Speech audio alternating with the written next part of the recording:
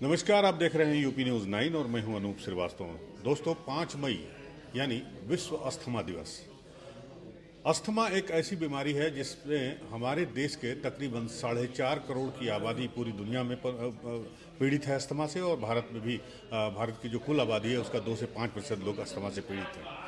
क्या है अस्थमा और कैसे हो इससे बचाव करें हम? अगर आपको या आपके बच्चे को अस्थमा है तो आपको क्या करना चाहिए, हम इस वीडियो में आपको दिखाने जा रहे हैं अपने 2 वरिष्ठ डॉक्टरों के साथ। हमारे साथ मौजूद हैं RS कुशवाहा साहब, जो रेस्पिरेटरी मेडिसिन में प्रोफेसर हैं KGMU के, लखनऊ के KGMU विश्वविद्यालय के, और हमारे साथ मौजूद हैं डॉक्टर वेद प्रकाश, जो कि क्रिटिकल केयर और पल्मोनरी के विभागाध्यक्ष हैं। सबसे पहले हम बात कुशवाहा सर से करेंगे। कुशवाहा साहब, आपका बहुत बहुत स्वागत है यूपी न्यूज़ 9 में। सबसे पहले तो हमारे दर्शकों को आप ये बताइए कि अस्थमा है क्या?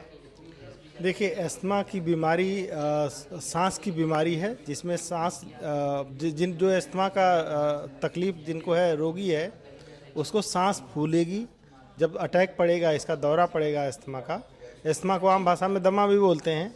तो इसमें जब इसका दौरा पड़ता है तो मरीज को सांस फूलती है, सीने में जकड़न महसूस होती है, सीने से घरघराहट और सीटी की आवाज़ आती है। तो ये सब उसके लक्षण हैं। मरीज को सांस ले तो पाता, निकालने में और ज़्यादा दिक्कत होती है। तो ये इसके लक्षण हैं। अस्थमा देखिए उम्र के किसी पड़ाव पे शुरू हो सकता है।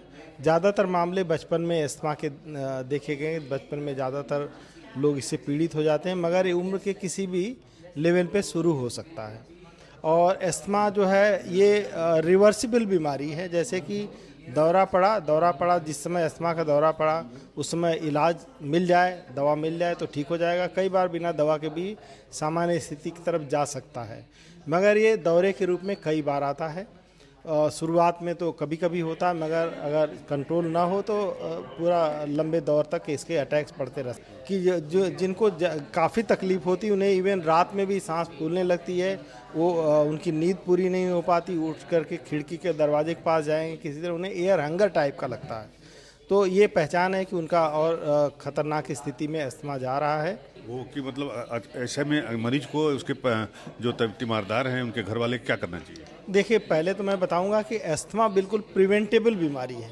इसका जड़ से तो नहीं जाएगा, मगर कंट्रोल 100% किया जा सकता है। और एस्थमा से पीड़ित व्यक्ति बिल्कुल सामान्य ज़िंदगी जी सकता है, अगर उसका सही तरीके से अस्थमा की पहचान हो गई है और बताया गया इन्हेलर वो सही तरीके से नियमित रूप से ले रहा हो। तो आइए अब बात करते हैं हमारे दूसरे डॉक्टर वेद प्रकाश जी से, जो कि पल्मोनरी और क्रिटिकल केयर के विभागाध्यक्ष हैं KGMU में। डॉक्टर साहब, अस्थमा के इलाज में ज़्यादा लाभदायक कौन है? टेबलेट है, इंजेक्शन है, सिरप है, या फिर इनहेलर है? इसका एक ही जवाब है, इनहेलर। नंबर 1 है इनहेलर। इनहेलर से बहुत कम मात्रा में दवाई जाती है और लंग्स में जाती है सांस के माध्यम से सीधे, और वहीं ठीक कर देती है। गोली जो हम खाते हैं या सिरप लेते हैं या इंजेक्शन लेते हैं, वो जैसे गोली है पहले पेट में जाएगी, फिर ब्लड के माध्यम से लंग्स में जाएगी और सभी जगह जाएगी। तो लंग्स में तो सही उपचार होगा, उससे वहाँ ज़रूरत है, लेकिन बाकी हिस्से में जो जाएगी शरीर के, वहाँ नुकसान कर सकती है। तो इसलिए सबसे जो सटीक है वो लोकल थेरेपी एक तरह से है, टारगेटेड थेरेपी भी हम कह सकते हैं, और जो इन्हेलर है सटीक उपचार है। तो सर, बहुत सारी भ्रांतियां हैं इन्हेलर को लेके। लोग इन्हेलर, जैसे खासकर अगर बच्चे को है तो लोग इन्हेलर लेना नहीं पसंद करते हैं। तो इसकी क्या वजह है और क्या कहना चाहेंगे ऐसे लोगों को जो इन्हेलर को लेकर उनके दिमाग में तरह तरह के सवाल उठते हैं? उनको लगता है कि इन्हेलर की आदत पड़ जाएगी। वो बच्चों को जब लाते हैं तो यही पहला सवाल पूछते हैं कि सब आदत तो नहीं पड़ जाएगी। मैं कहता हूं कि अच्छी आदत है, ये दाग अच्छे हैं।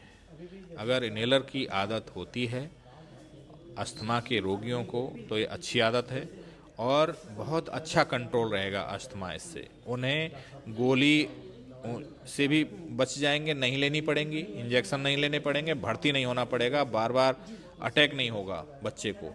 तो बहुत ही सटीक उपचार इन्हेलर का है, उसी को हम लोगों को आगे बढ़ाना चाहिए।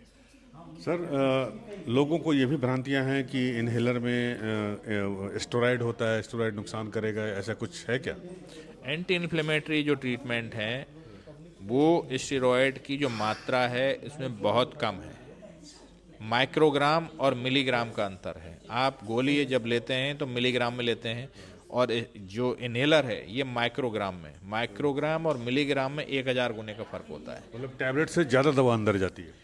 टैबलेट में जो दवाई है कम से कम 100 गुना दवा ज़्यादा जाती है, और इनहेलर में अगर आप 100 बार इनहेलर लेंगे और एक गोली लेंगे बराबर है, और 100 बार के इनहेलर में आप महीनों चल सकते हैं और गोली आप एक बार ले लेंगे।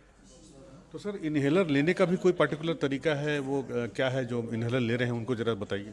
अपने विशेषज्ञ के पास जाएं, वहाँ पे क्या इनहेलर चलेगा उसका निदान होकर के उस इनहेलर को प्रेस्क्राइब कराएं, और सही तरीके से टेक्निक जो है लेने की बहुत महत्वपूर्ण है। कई लोगों को इनहेलर दे दिया जाता है लेकिन टेक्निक नहीं सिखाई जाती है, तो गलत इनहेलर ले रहे होते हैं। अगर सटीक जगह पे दवा नहीं पहुंच पाई, डिलीवरी नहीं हुई फाइनल, तो ऐसी इलाज करना बेकार हो गया एक तरह से। तो जो हम इनहेलर दे रहे हैं वो सांस के माध्यम से वो दवाई डिपोजिशन हो रहा है, लंग्स तक जा रही है कि नहीं जा रही है, इसलिए टेक्निक बहुत महत्वपूर्ण है। तो इनहेलर प्लस टेक्निक और सही समय पे विशेषज्ञ के पास आप अस्थमा को पूरी तरह से एक अस्थमा रोगी को एक सामान्य जीवन व्यतीत कर सकते हैं। कोई भी ऐसा आपके 2 बच्चे हैं, एक को अस्थमा है एक को नहीं है, तो जो अस्थमा वाला बच्चा है उससे कम परफॉर्म नहीं करेगा। चाहे स्पोर्ट्स में आ जाइए, पीटी उषा की बात करिए आप, चाहे आप सौरभ गांगुली जी की बात करिए, अमिताभ बच्चन जी की बात करिए, प्रियंका चोपड़ा जी की बात करिए, किसी को आपने सांस फूलते नहीं देखा होगा, सब कुछ अचीव किया है लोगों ने। तो मैं आपके माध्यम से यही कहूँगा कि सटीक जो हमारा एक निदान हो जाए समय से जल्दी, और यदि बच्चों की पसली चल रही है तो वो निमोनिया भी हो सकती है, लेकिन लोगों को ये नहीं अंदाज़ा रहता है कि वो कैसे फ़र्क करें कि निमोनिया है या अस्थमा। निमोनिया आएगा, बुखार के साथ आएगा और एक बार आएगा, ये बार बार पसली चलने की जो समस्या है अटैक की तरह से पड़ता है, ये अस्थमा हो सकता है। तो उसको जरूर विशेषज्ञ के पास लेकर के जाएं, वहाँ पर दिखाएं और जो इलाज दे दें उसमें अपना दिमाग ना लगाएं। उस इलाज को जो डॉक्टर साहब दे रहे हैं उसको पूरे भरोसे के साथ में करें, निश्चित ही बेहतर परिणाम मिलेंगे।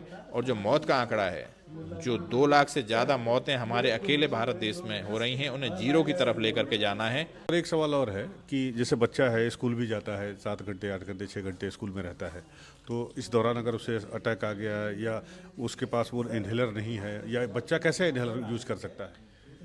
बच्चे को इनहेलर का जो उपयोग है वो कहीं ना कहीं जो टीचर्स हैं उनको, और या फिर कोई ना कोई सहयोगी घर में से वहाँ पे साथ में रह सकते हैं, नहीं तो जो हमारे टीचर्स हैं बच्चों के उनको भी ये हमें बताना है, उनको भी एजुकेट करना है कि किस तरह से अगर किसी बच्चे को इनहेलर लेना है तो किस तरह से उनको लेना चाहिए।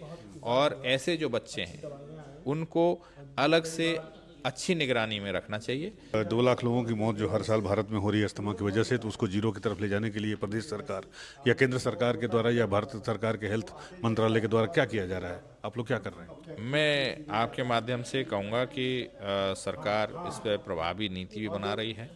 आगे जो ये जो आमजन तक जो पहुँच है दवाइयों की, उनकी जद में लाया जा रहा है, सस्ते किए गए हैं, इनहेलर्स भी सस्ते हुए हैं, दवाइयाँ सस्ती हुई हैं। ये किस तरह से और सस्ती हों या फ्री मिल सकें बेसिक दवाइयाँ, बेसिक जो इनहेलर्स हैं, तो इसकी तरफ मैं ज़रूर आपके माध्यम से कहूँगा कि आप भी इस चर्चा को आगे बढ़ाइए, सरकार इस पर और कदम उठाए।